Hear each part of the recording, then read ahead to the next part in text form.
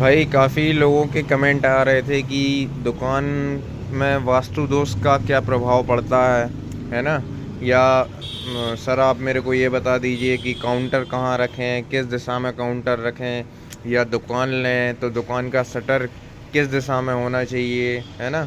वास्तु दोष क्या होते हैं दुकान में, कौन सा सामान कहाँ रखना चाहिए, है ना।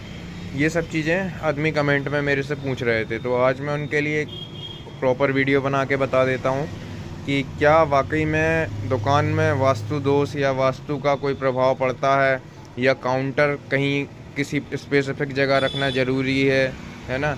या दुकान का शटर किस तरफ होना चाहिए, किस तरफ नहीं होना चाहिए। सारे डाउट्स आज मैं इस वीडियो में क्लियर कर देता हूँ। दोस्तों, मुझे ये वास्तुशास्त्र का ज्ञान तो नहीं है ना। मैं धर्म से पंडित हूँ, ब्राह्मण हूँ, लेकिन इन चीज़ों का मेरे को ज्ञान नहीं है। अगर मेरे को किसी चीज़ का ज्ञान है तो वो है मेरा अनुभव, है ना। मेरा 7 साल का 8 साल का जो अनुभव है, मैंने जो जिस तरीके से दुकानदारी की है दुकानदारी मैं अपने अनुभव को शेयर कर सकता हूँ। बाकी इस चीज़ से मैं आपको ये नहीं बता सकता कि नहीं वास्तु, है ना, वास्तु का क्या प्रभाव। मैं अपना अनुभव आपसे शेयर करूँगा कि कौन सी चीज़ कहाँ होनी चाहिए, या कहाँ रखने पे ज़्यादा बेनिफिट मिलता है ना। या दुकान का शटर किस तरफ हो, है ना। मतलब एक होता है आर्ट, है ना, जो शास्त्र वगैरह, है ना, ये सब चीज़ें होती हैं। और एक होती है दोस्तों साइंस, मेंटेलिटी, लोगों को, ग्राहकों की मेंटेलिटी को पढ़ना, है ना। तो मैं मेंटेलिटी में ज़्यादा ध्यान देता हूँ, है ना। शास्त्रों पे उतना ध्यान इसलिए नहीं देता हूँ क्योंकि मेरे को उन चीज़ों का ज्ञान नहीं है। अगर मेरे को उस चीज़ का नॉलेज होता तो मैं शायद उनके ऊपर भी ध्यान देता। दोस्तों, अगर आपने मेरी पुरानी वीडियोस देखी होंगी तो शायद आपने अंदाज़ा लगा लिया होगा कि पहले मेरा काउंटर जो है वो यहाँ हुआ करता था, उससे पहले यहाँ हुआ करता था, फिर मैंने बीच में इस डायरेक्शन में काउंटर रखा था, है ना। मतलब मैं हर जगह काउंटर रख चुका हूँ। इस जगह पे भी मैं काउंटर रख चुका हूँ। ये रैक मैंने हटा दिया था और यहाँ पे पीछे कुर्सी लगा ली थी और यहाँ पे काउंटर रखा था और आगे सामान रखा हुआ था।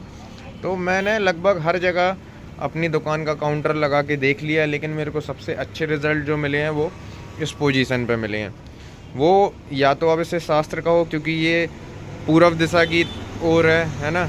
या फिर जो ये रोड है ना, देख सकते हो आप लोग इस साइड से ऐसे आ रहे हैं, है ना।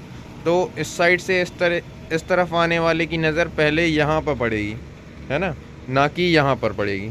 यहाँ पे भी नहीं पड़ेगी, यहाँ पे भी नहीं पड़ेगी, यहाँ पे भी नहीं पड़ेगी। उनकी नज़र पड़ेगी इस जगह, है ना। तो एक तो ये बेनिफिट मिल सकता है कि डायरेक्ट कस्टमर की नज़र पहले नंबर इस जगह पड़ जाए, है ना। तो वो रुक जाए कि हाँ यार ये हार्डवेयर की दुकान है और बंदा बैठा हुआ है हार्डवेयर की दुकान में, है ना। और अगर मैं यहाँ बैठता हूँ ना, लोग डायरेक्ट यहाँ से निकल जाते हैं। जब वो यहाँ पहुँच जाते हैं ना इस पोजीशन पे, तब उनकी नज़र पड़ती है कि हाँ यहाँ पे कोई बैठा हुआ है ना। तो ये भी एक बेनिफिट हो सकता है। उसके बाद दोस्तों, मैंने जो अपनी डिस्प्ले लगाई है वो भी इसी जगह लगाई है, ताकि एकदम से डायरेक्ट पहले नंबर दूर से ही नज़र पड़ जाए डिस्प्ले पे ग्राहक की, और उसको पता चल जाए कि यहाँ पे एक हार्डवेयर की दुकान है ना। और दूसरी बात, शटर जो होती है, दुकान का शटर होता है, उसका मुंह कहीं किसी भी दिशा में हो, बस आपका जो व्यवहार है ग्राहक के प्रति वो अच्छा होना चाहिए। तो फ़र्क नहीं पड़ता कि किस दिशा में शटर है, किस दिशा में क्या है ना। हाँ, एक पर्याप्त स्पेस चाहिए आपको, अच्छा नॉलेज चाहिए अपने प्रोडक्ट के बारे में, और अच्छे रेट देना होगा आपको ग्राहकों को। और साथ में रेट के साथ साथ सबसे बड़ी बात, आपको ग्राहकों से व्यवहार अच्छा रखना पड़ेगा, अच्छी तरह पेश आए आप ग्राहकों से, है ना। तो शटर का जो मुंह है वो किसी भी तरफ रहे, कोई फ़र्क नहीं पड़ता। आपकी दुकान अच्छी भरी हुई दिखनी चाहिए, है ना।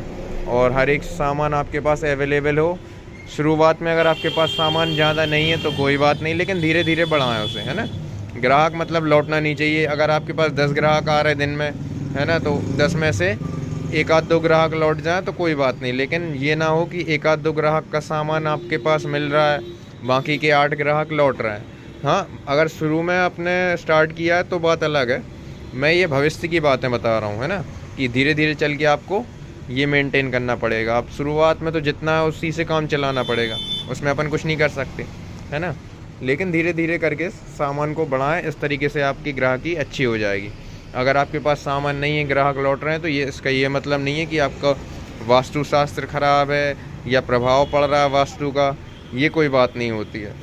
हाँ, एक बात होती है, एक चीज़ से मेंटलिटी अफेक्ट होती है ग्राहक की, कि आप जब दुकान में आए प्रॉपर घर से नहा के आए, है ना। ये नहीं कि बिना नहाए दुकान आ गए, लोअर टी शर्ट पे आ गए, जैसा घर मत समझो दुकान को अपना ऑफिस समझो, है ना। प्रॉपर तैयार होके आए, अच्छे कपड़े पहन के आए, और कोशिश करो कि प्रेस कपड़े पहन के आए, है ना। क्या रहता है, ड्रेसिंग सेंस बहुत मायने रखती है किसी भी आदमी की। किसी फेमस आदमी ने ये भी कहा है कि आपकी ड्रेसिंग सेंस ही आपके और पैसों को आकर्षित करती है ना। तो ये बात एकदम सच है। अगर आपको किसी को, आप चाहते हो कि कोई आपकी बात माने या आपसे कोई चीज़ ले खरीदे ज़्यादा से ज़्यादा, तो आपको अपनी ड्रेसिंग सेंस, अपना हुलिया बहुत अच्छा रखना पड़ेगा। हुलिये का मतलब ये नहीं है कि किसी का फेस ख़राब है या किसी का फेस अच्छा है, ये बात नहीं कर रहा हूँ मैं। जैसा भी है उसको अच्छे से मेंटेन करके रखना, proper hair cut, proper shaving वगैरह करके, दाढ़ी वाड़ी सेट करके, है ना। रीछों जैसे बन के, राक्षसों जैसे बन के नहीं बैठना दुकान में प्रॉपर अच्छे से रहना है ना। और दुकान में एक और चीज़ का ध्यान रखें, साफ़ सफाई। देखो, अब हार्डवेयर की दुकान है, धूल मिट्टी और चूहे तो परेशान करते ही हैं, है ना।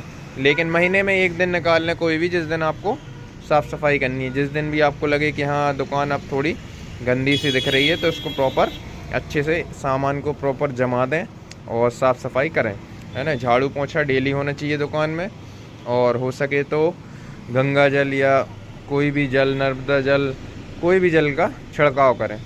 क्या रहता है कि एक दोष होता है, कई तरह के लोग आते हैं, कई तरह के ग्राहक आते हैं दुकान में।